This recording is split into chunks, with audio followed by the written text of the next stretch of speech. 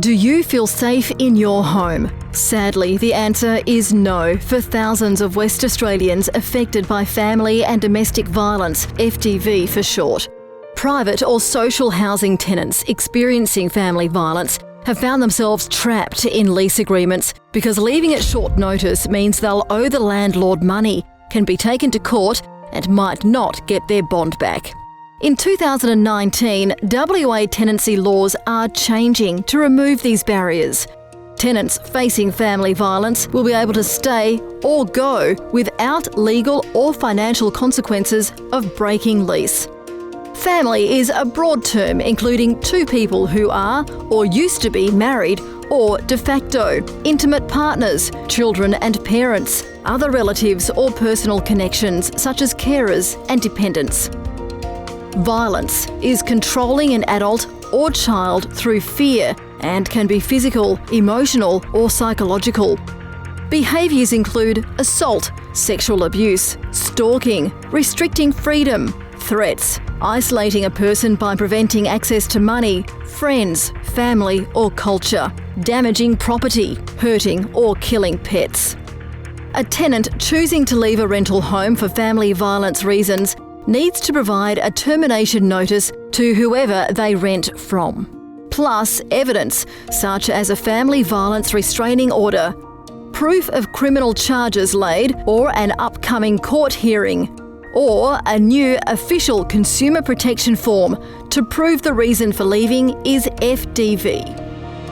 The Consumer Protection FDV evidence form for tenants is the first of its kind in Australia and based on a model proven to work in Canada.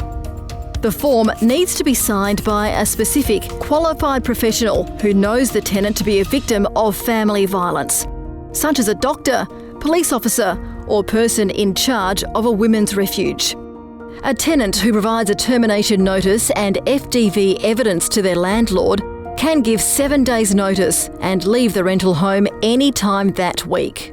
A perpetrator of family violence does not have to be named on the lease for a tenant to use this termination notice. The landlord must give anyone else listed on the lease as co-tenant a copy of the termination notice only, not the FDV evidence form, which is confidential. If any co-tenant wants to stay and can afford to, the landlord must let the lease continue. Or a co-tenant can choose to leave with 21 days' notice. If a tenant affected by FDV wants to stay in a rental home, perhaps because they have children who attend nearby schools, they can apply to the court to have the family violence perpetrator's name removed from the tenancy agreement. A landlord and any co-tenants will find out about this hearing via a notice from the court. Under the tenancy law changes, the court can assign liability for damages or debt related to FDV to whoever's responsible for the family violence.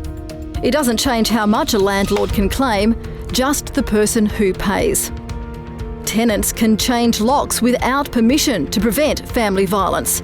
For private rental homes, the landlord must be given a copy of the key within 7 days. Lock changes are at the tenant's own cost, but there are some schemes to help fund lock changes for safety reasons. Security upgrades can be made without permission as long as the tenant tells the landlord beforehand that they intend to make the security upgrades. They're done by a qualified tradesperson, the tenant or a funding assistance scheme pays, and a copy of the invoice is given to the landlord. At the end of a tenancy, a landlord can ask for property to be restored to its original condition through removal of security upgrades. Offering tenants affected by family violence all of these new options may reduce damage to rental homes and mean less abandonments, which can involve time-consuming processes for landlords to dispose of goods left behind or to chase up unpaid rent. But most importantly, these changes have the potential to save lives. If you want to use the new laws to leave a tenancy for family violence reasons, contact Consumer Protection or your local community legal service for help.